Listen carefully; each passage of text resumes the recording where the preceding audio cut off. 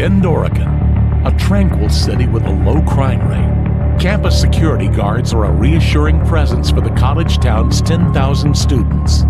But what happens when a friendly face turns out to be hiding a deadly obsession? A missing student, a desperate man, and a multi-state crime spree. This is the story of the disappearance of Kaylee Sawyer. She kept screaming and I saw her forever. Kaylee Sawyer had lived in the picturesque town of Bend, Oregon all her life. She was from a large and blended family. When Kaylee was young, her parents separated and both went on to remarry. As a result, she was the oldest of 5 siblings and the shining light of family gatherings. She was also an enrolled member of the Cheyenne River Sioux Tribe, South Dakota, the great-great-great-granddaughter of Chief Joseph Forebear. In 2016, at the age of 23, Kaylee was working as a dental assistant at Aubrey Dental. She had also re-enrolled at Central Oregon Community College and was living near campus with her boyfriend of 2 years, Cameron Rimehover. Her parents could see her having a future with him, and that future looked bright. On July 23, 2016, Kaylee dressed up in a black dress and brown boots to attend a bachelorette party in downtown Bend. Her friends and boyfriend would later remember the green purse she had been carrying that night. When Kaylee headed out that hot summer night, no one could have predicted she would not return home. Several bars and a few drinks later, Kaylee's friends spotted her dancing with a man who was not her boyfriend. At 4 minutes past midnight, she contacted Cameron asking him to pick her up. When he arrived, they fought in the car. Cameron was worried about Kaylee's reckless behavior. The day before, she had texted her father saying she'd been busy trying to figure things out and that she was in a bit of a hole. The fight escalated, and when the couple arrived at their apartment at 12:14 a.m., Cameron suggested Kaylee take some time to cool off. He went upstairs to wait at their apartment while Kaylee took a walk, something she had done countless times before when things had gotten heated. It was a safe neighborhood. He had no reason to think she wouldn't be back a few minutes later, calmer and ready to talk things through. But by 12:24 a.m., Kaylee had not returned. Worried, Cameron went downstairs to look for her. She was not there, and at 12:30 he texted her asking, "Where are you? Please come home and talk to me." They argued over text for a while before he said, "Please don't do this to me. I apologize for being upset when I picked you up. I just drove up and down College Way really slow. I didn't see you, and I didn't know where else to go. Just come back." He was searching for her desperately now, but she did not want to talk to him. Her last message to him at 1 a.m. read, "Are you kidding? Because that's BS. Goodbye. Phone off." He replied, "Kaylee, please." Cameron did not find Kaylee that night despite trawling the roads near the couple's apartment. Eventually, he had to assume she was taking the night to cool off. Reluctantly heading home, he expected to hear from her in the morning. But the reconciliation he was desperately hoping for was destined never to happen. On the morning of July 24th, Cameron woke up to Kaylee's side of the bed still worryingly empty. At 9 a.m., he tried to call her, but she did not pick up. He went to a friend's house, hoping Kaylee had gone there to stay the night. Kaylee's car, a Subaru Impreza, was parked where she'd left it the day before, but Kaylee was not there. This was when Cameron decided to call Kaylee's parents. It was a Sunday, and Kaylee's father, Jamie, was in church when the call came in. But he picked up, telling his wife afterwards, "Cam can't find Kaylee." There were no sightings of Kaylee all morning. Her phone kept going to voicemail, and even her mother, Julie, could not get hold of her, something highly unusual in the close-knit family. In the early afternoon, Cameron made the decision to call 911. Dispatch, how can I help you? Hi. I'm not sure if this is quite the right number to call. Last night I got home from the bars with my girlfriend. She got upset at me and ran off. And I chased her and wasn't able to find her, and I still haven't heard from her. Her phone's off. I called all her family and they haven't heard from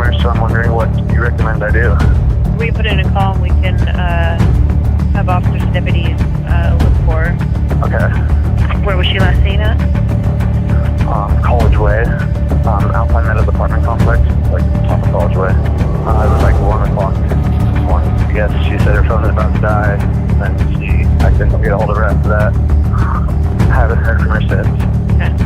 Any idea where she would go, or? I don't know. I figured she'd go where her car was, her best friend, or her mom's, and I've been over to both. Talked to her dad, and I just haven't heard anything from anybody knowing us. Okay. Does she go to, like a job that she needs to be out of the trimester or anything like that? Not today. She has work tomorrow at Aubrey Dental. Okay. And any diagnosis No, I know. However, Julie told police Kaylee had a history of epilepsy, suggesting she was an at-risk person. This meant that the police might treat her case with urgency rather than waiting a day or two for Kaylee to return of her own accord. How can I help you? Kaylee had had just one seizure many years earlier, and the condition was well managed. But Julie felt no guilt about exaggerating. She knew in her gut that something sinister had happened to her daughter. The first 48 hours are the most critical for locating a missing person. Julie's mother's instinct told her something was very wrong. As the search for Kaylee Sawyer continued, Julie would sadly be proven right. The police talked to Kaylee's family, friends, and Cameron. As her boyfriend and someone who had rowed with Kaylee the night of her disappearance, Cam was under the spotlight. But officers soon ruled him out. Lieutenant Devin Lewis believed that Cam truly had no idea where she was. Next, they spoke to the stranger Kaylee had danced with in the bar. Had she snuck back to meet him after her fight with Cameron? It was a tantalizing theory. The man admitted to flirting with Kaylee, but he insisted he hadn't seen her again after she left the bar. With no leads and no firm suspects, the police were stumped. Perhaps Kaylee's disappearance really was her own choice. Was she taking a few days away to figure things out as she'd told her father? The test, they decided, would be to wait and see if she showed up for work the next day. Dedicated to her job as a dental assistant, if Kaylee had missed a day, the police and her loved ones could be sure that she was in trouble. As the morning of Monday, the 25th of July dawned, so did the horrible realization that Kaylee was still missing. That very same morning, another Oregon woman woke up to a horrifying revelation. Isabel Ponce Lara was a rookie cop who had spent an ordinary weekend with her husband, Edwin Lara. Lara was a security guard for Central Oregon Community College. He'd got home in the early hours of Sunday morning from working his night shift as a campus safety officer. They went to church together, where he seemed quiet and showed her less affection than normal. She asked him what was wrong, but he didn't explain. She guessed it was just the normal stress from work and didn't question him further. They stopped by Pizza Hut and watched Netflix at home. Then, he suggested they go out to see a movie in Bend. The only strange detail she noticed, other than him being withdrawn, was that he had the windows on the car cracked open. This whole time up to when you're going to the movie, anything stand out to you? You know what I just thought about right now? He had the windows cracked open. He never did that. Okay. And I asked him about that, and he said, oh, it's hot. The next day, however, things changed. She suspected nothing wrong until he disrupted their morning routine. He painted a vivid picture of guilt and panic, describing to his wife a horrific accident. He claimed that he accidentally hit a woman with his campus security car. He had panicked and had hidden her body. Isabel was confused. Why would someone hide the evidence of a tragic accident? After he had confessed to his wife, Edwin took her service weapon and drove off, leaving her to worry that he might do something to hurt himself. At 11:52 a.m. on Monday, July 25th, she took her fears to the police. Following up on Edwin's claims, the police searched the couple's property. They discovered a trash bag of female belongings in Laura's shed, just as he had told Isabel. These included a green purse soaked in blood, containing an ID card belonging to none other than missing woman Kaylee Sawyer. They also found bloodied clumps of blonde hair and a rock, also stained with blood. The police already had reason to doubt Laura's story, as his wife had. One lieutenant said, "Some people leave the scene of accidents because they're scared, but they return a short time later," or something like that. But that's not what Ed did. And here in Laura's shed was evidence to suggest his car was not all that he'd hit Kaylee with. The red-stained rock was bagged as a potential murder weapon, and the disappearance of Kaylee Sawyer had suddenly become a murder inquiry. The main suspect was nowhere to be found, but in the shed was further evidence of the macabre and troubled mind that could have committed such a crime. Laura had studied criminal justice. Propped against the wall of the shed was a college psychology project, a graphic informational poster on the Railroad Killer. The Railroad Killer was a Mexican serial killer active in the 1990s. He was a drifter hopping trains to avoid detection as he murdered at least 15 people across the United States and Mexico. Laura's poster was smeared with red paint to mimic blood spatter and handprints, along with graphic images of victims' bodies. The Railroad Killer's weapon of choice was whatever came closest to hand, including heavy rocks. It was a chilling parallel with the way police now believed Kaylee Sawyer might have died, and a hint of her suspected killer's fascination with murder. Police returned to Isabel to learn more about Edwin Lara's character. They asked if he was a drinker, had anger issues, or had ever been violent. She told them that she and her husband had stopped drinking when they went back to church, and that Lara had never been violent towards her. However, Lara had been having an affair. He had family in California and had been seeing a woman there while Isabel was in the police academy. According to Isabel, he had begged for her forgiveness, and they were working through it. Lara's co-workers told a more sinister story. At work, in security at the community college, he had showed nude photos of himself and his mistress to his colleagues and reportedly had a fascination with dead bodies. This made one female cadet so uncomfortable that she refused to ride in a car with him. Isabel, however, wanted to keep him close. After she learned about the affair, she went on several ride-alongs with Lara at his work. He usually drove around alone in the campus security car. He showed his wife areas around town that were out of the way, hidden from public view. He knew the back roads of the area intimately. By this point, the police knew that they were looking for Kaylee's body, and with this new information, it was clear he could have hidden her anywhere. It was a lead on locating her remains, but even more urgent was finding the killer himself, and the police had no idea where he could have fled to. Edwin Lara knew he was in trouble. The story he had told Isabel was not holding up, and even if the police had believed it, he'd still be guilty of a crime. He went on the run, and his desperate attempts to remain free led to a crime spree that sowed terror across 2 states. The first person to fall victim to Lara's murderous desperation was 19-year-old Andrea Mays. Andrea was working at a Ross Dress for Less in Salem, Oregon, a town a few hours northeast of Bend. At 8:45 p.m. after a 12-hour shift, she got into her car and relaxed for a moment on social media. She took a selfie to post on Snapchat and was reading a Facebook message from a friend when Edwin Lara decided to make her his next victim. Edwin was armed with his wife's gun, carrying a backpack, and wearing a bulletproof vest. He shoved his arm through the open window of Andrea's car and demanded that she take him where he wanted to go at gunpoint. Fearing for her life, she had no choice but to do as he said. He told her he had been waiting in the parking lot for a while, waiting for a woman he could carjack. He had spoken to a pregnant woman who had brushed him off, boasting to Andrea, "Little does she know what I could have done to her." He claimed to be a cop, telling Andrea, "I don't know if you heard what happened to the girl I just killed." Gone was the tearful demeanor he had displayed for his wife. His violence was now a source of notoriety and even pride. After an hour, Lara told Andrea to pull over because she was driving too fast. He handcuffed her to the gear shift and drove himself, terrified that he would be stopped for speeding. They continued for several hours until they reached a motel in Southern Oregon. He forced her to pretend to be his girlfriend, holding her hand, threatening that he'd kill both her and the motel clerk if she didn't act as though everything was fine. She'd visibly begun crying, but the motel clerk noticed nothing wrong and allowed them to check in to the motel.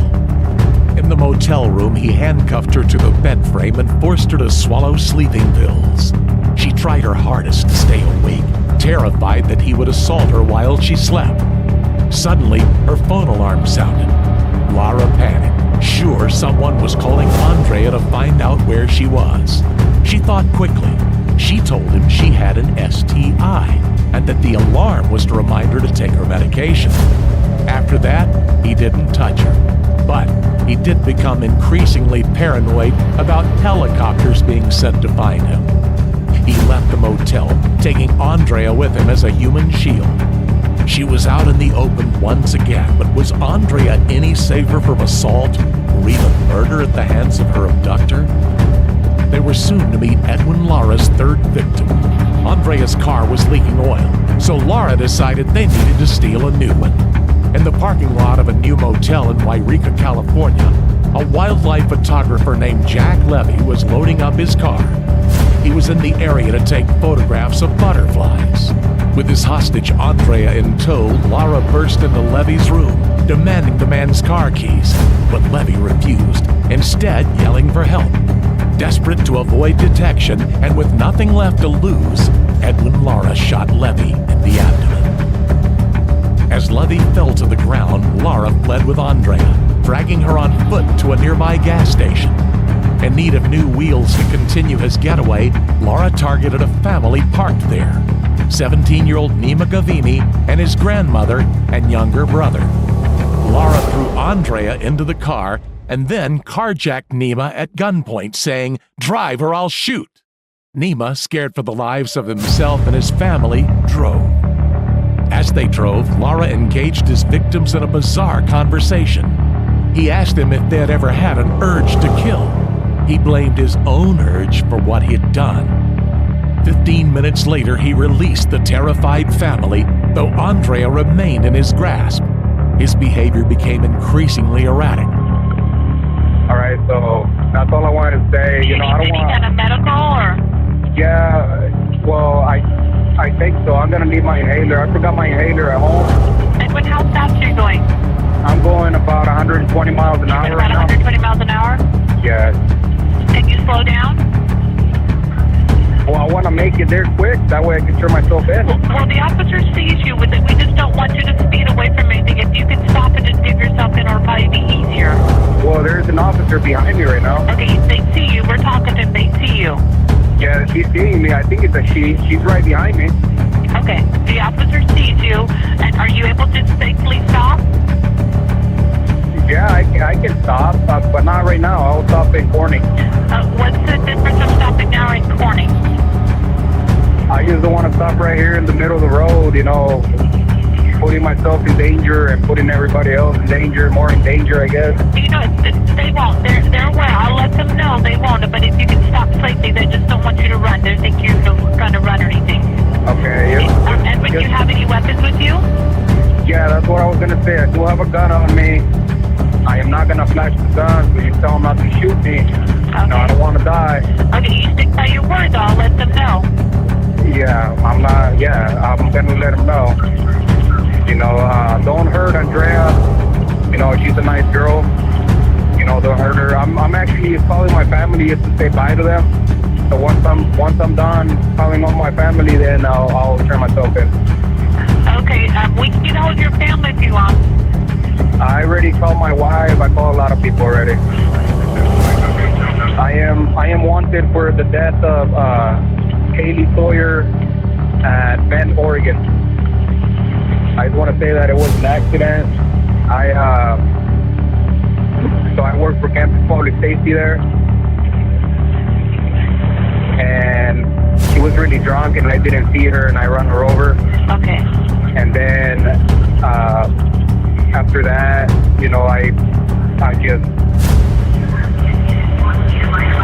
she was still breathing, and then she was screaming, and I decided to silence her forever.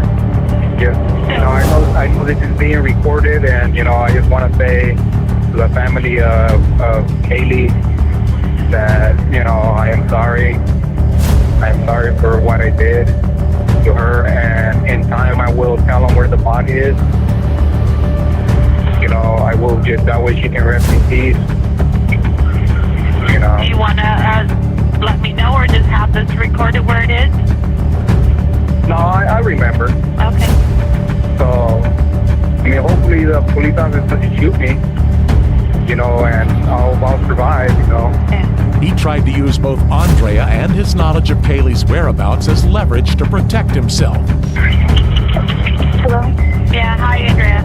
Are you okay? You don't need any medical anything? No.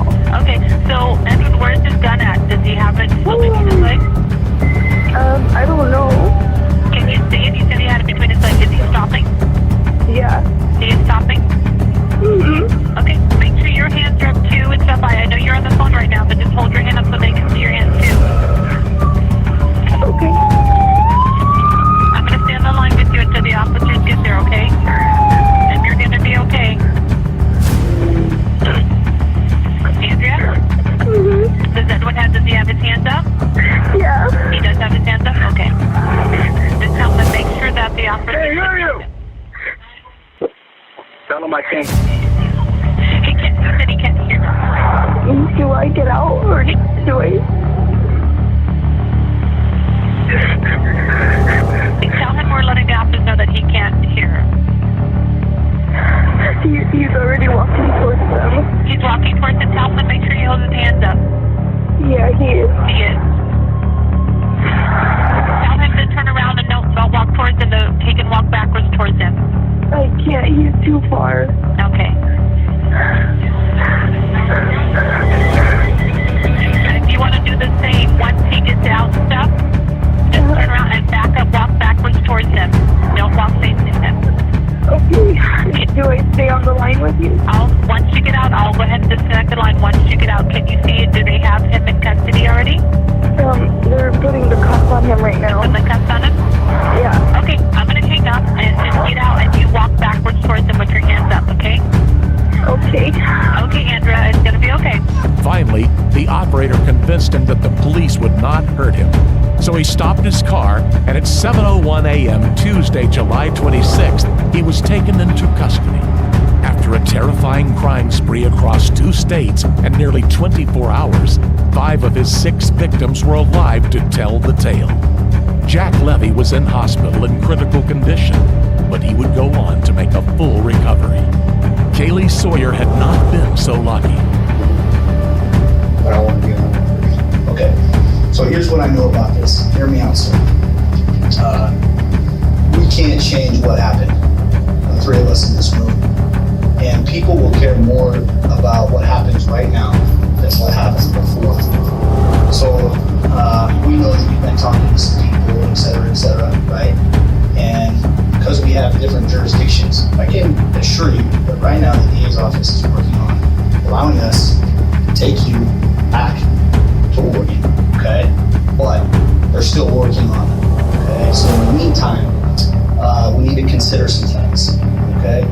If this information gets to other people that you were like, hell yeah, I'm gonna tell you only until I get what I want, they might try to think of this about something different than what it is. They worked to gain his trust. Because I don't think you're a bad guy, right? I think that things have spun completely out of control, sir. Sir, am I right? Okay. But that being said, you know from your training and your education that we have a massive load of resources right now dedicated to one thing, and that's to serve the Lake Level Stand, okay? And they need that. They need that right now. And so I need you to remember that it doesn't matter so much about what happened as what you do now. And you know this, man. Finally, he indicated the location on a map. Police sped toward the scene, and on July 26th, 2 days after she went missing, the body of Kaylee Sawyer was discovered beside a highway in Oregon. A tragic update to bring to you tonight in the disappearance of Bend resident Kaylee Sawyer. Police now say they found a body and they believe that to be Sawyer's body. Now, Edwin Lara has been arrested yesterday in connection with this. Edwin Lara is a 31-year-old Redmond resident currently employed at CUCC working as a part-time campus public safety officer. We We've recently learned that Laura's wife, Isabel Ponce-Lara, as I mentioned, is a Bend police officer who yesterday morning reported her husband's potential involvement in the... At the medical examiner's office, it was determined she had been killed by blunt force trauma. The condition of her body was so horrific that the police advised her family not to look at the autopsy photos. In a car Laura had abandoned in Salem, moments before kidnapping Andrea, the police discovered 2 notes. In chilling handwriting, Laura had described where he'd killed her and written another note that read, "This note is to say I'm sorry for taking her life." To her dad, "I'm sorry." To her mom, "I'm sorry. It was an accident." She screamed and I had to silence her. My intention was not forever. To my wife, "I'm sorry. I will forever love you." The evidence painted a conflicting picture. He was unquestionably guilty of murder, but he was displaying pride as well as remorse for what he had done. The answers lay in Laura's police interview. First, he maintained the story he had told his wife, that he'd accidentally hit Kaylee, who was drunk. You know, I was in a hurry when we had and I was going to turn south of College Way on the B4 lot. So I was going to turn south on the area there. And I didn't see her. She was wearing all night. So I was in a hurry, so I was in the phone. And I wasn't expecting anybody, you know, looking at the fence. So I just turned and I mean, I didn't hit her that hard. I just bumped her with the patrol car, bumped her with the front rack, and she fell down. And at first I thought, you know, I was all killed her, you know, but I didn't hit her that hard. So I got out the car, and she was really drunk. And then she looks at me, and then she started screaming. She started screaming at me. She did. So I panicked and I just grabbed her. But detectives now knew this wasn't true. They kept pushing him for answers. He admitted to choking her to silence her. Then, he admitted to assaulting her when he thought she was already dead. He was trying to paint a picture of panic and spontaneity, but the police knew better. So a couple things you need to understand, and we're finally getting to the real problem here, we really are, is you knew she was never getting out the car when you shut that door. Well, let me finish. You need to let me finish, right? Because I know this, okay? Because you said you were over there. She said no. Immediately you go to give me your purse and your phone. Why didn't you? She wasn't going to survive that encounter, was she? No, because you can't live and let her live, can you? And she can't make a phone call if you haven't. You can't let her live. Edwin, we're missing something here, man. Look, yeah, I know what you guys are thinking, and it makes perfect sense. It does. Why would you ask? Why would you ask for her purse? What was in your head that made you want her purse? Because, you know, Just in case she had a gun, she could defend herself. she was gonna use her phone to call 911. Call for it. So, but listen to this. According to your story, this is where it does not make sense. If your intent isn't already there to do some kind of harm or some kind of evil to her, some friggin' evil that's there, bro, it's there. You just gotta face it down, man. You can't cower away from it. You face that damn thing down right now. If you know the only way, if you don't have intent in her head, your thought is, I gotta keep that phone away from her because she's gonna call for help before anything bad's even happened. You've already made a decision. Am I right or am I wrong? Tell me. So, I made the decision that I decided to kill her. Let's be real. When you say silence her, you mean kill her, right? Forever. Because When did you make that decision? when she started screaming, because she has so many things. But you already grabbed her phone. You already kept her away from making a call for help or contacting someone. So you're already preserving yourself. So I'm thinking it's before, when you ask for the purse, I think you already know in your head, I'm going to silence her. I'm going to kill her. Why else would you ask? So when she gave me her, like she had her phone, because I knew her phone was back, like they just click on my head and I put push back there the phones and so I told her, give me the purse. So Tell me exactly how you said give me your purse. Say exactly how you said it. Okay, so I want to give me your purse. Just like that. Okay. So she hands over the purse and I'm like, your phone is not in here. She goes, yes it is. So I start digging in the purse and this time. And I find the phone was there. So, very lead, but at this time she's struggling with the door and I'm telling her, shut up. You know what you felt relieved when you found that phone? You know what? Tell me what you felt. She wasn't calling from. She was never in it. Because she was in the picture. You already knew me. No. You were the sounds you were close to that. Well, yeah, but Why else would you grab her phone?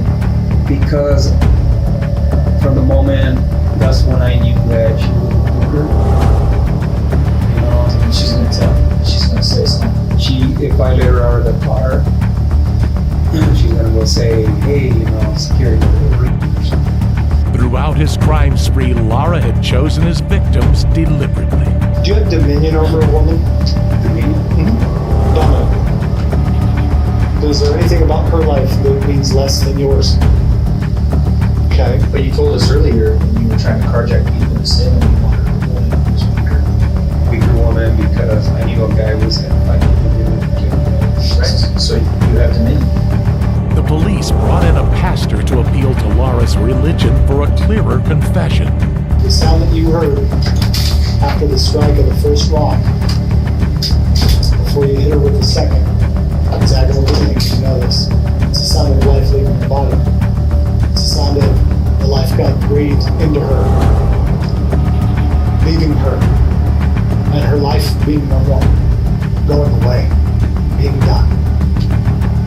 It's the sound of everyone loving her, mourning. It's the sound of her blood crying out from the friggin' earth.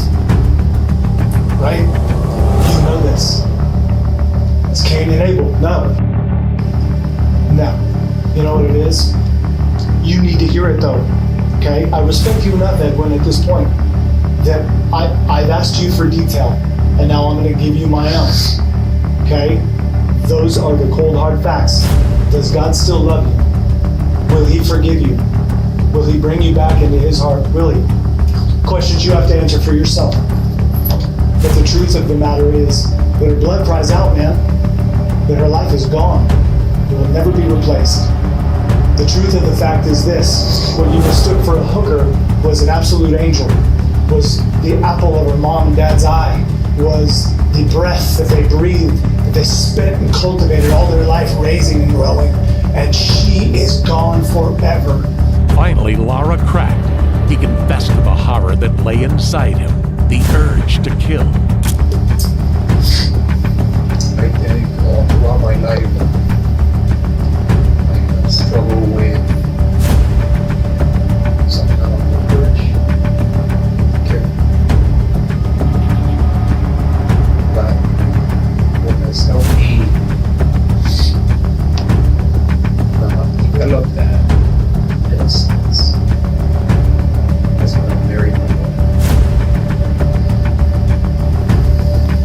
It kind of dissipated because I had something to look forward to.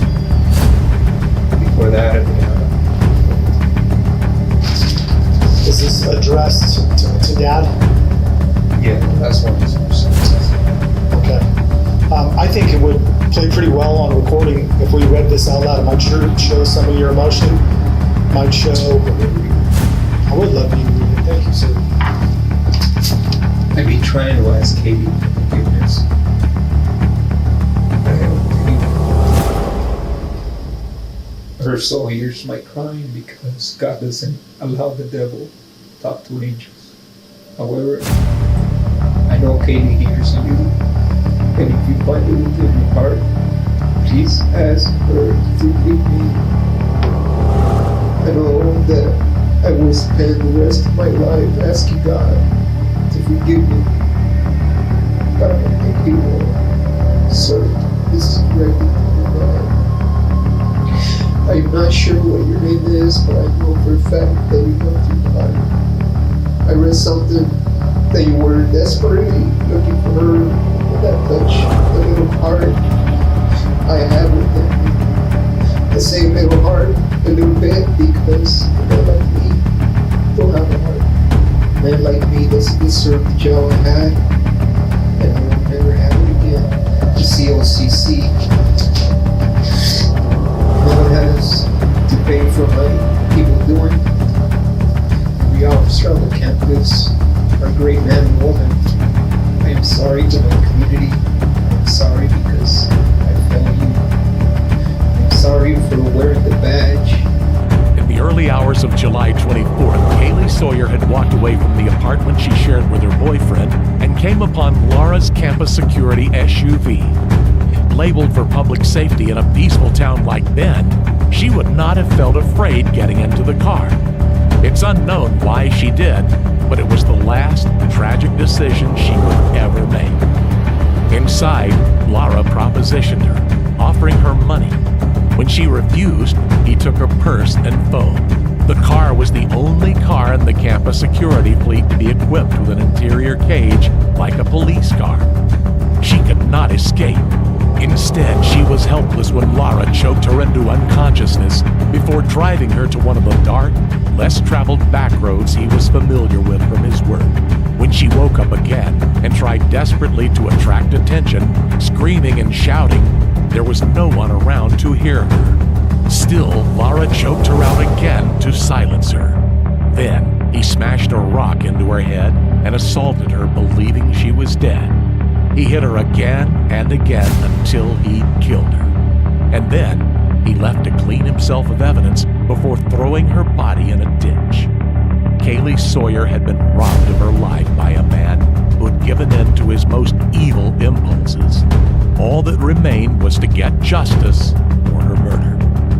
Prosecutors faced an obstacle. Laura's disturbing confession was ruled inadmissible because of a misunderstanding around whether he'd been offered a lawyer or not. But even without the confession, the physical evidence and witnesses were undeniable. Number one, to have our Kaylee back with us, alive and well, and pursuing her life. Number two, I wish to have this piece of garbage, the defendant, sentenced to death for what he's done to my Kaylee. And number three, I wish the court system in the state of Oregon would just hand him over to me and allow me to administer the death sentence. In January 2018, Edwin Lara pled guilty to aggravated murder and grand robbery and was sentenced to life without parole. Today, seeing pain. Today, seeing your pain. I don't have much to say to you this moment. Only a simple prayer. Something I would like to speak to whoever's willing to listen. God Almighty, who art in heaven, only though he was denied. In 2019, he was handed a second life sentence for the kidnapping and carjacking of Andrea Mays. He had committed awful crimes without any reason other than the urge to do it. Who knows what further evils he might have done if he hadn't been stopped by the efforts of Andrea, Isabel, and the 911 operator who convinced him to turn himself in. In 2019, the Oregon legislature passed Kaylee's Law. This law, campaigned for by Kaylee's family, was intended to ensure such a horrible fate could never befall another young person trusting that campus security would keep them safe. Lara had displayed several signs that he was dangerous, and his employers had done nothing about it, allowing him to continue to drive the vehicle with which he posed as a police officer. Kaylee's Law ensures that campus security in Oregon can never be mistaken for police again, and that someone like Edwin Lara will not be in a position of trust, abused for the sake of murder.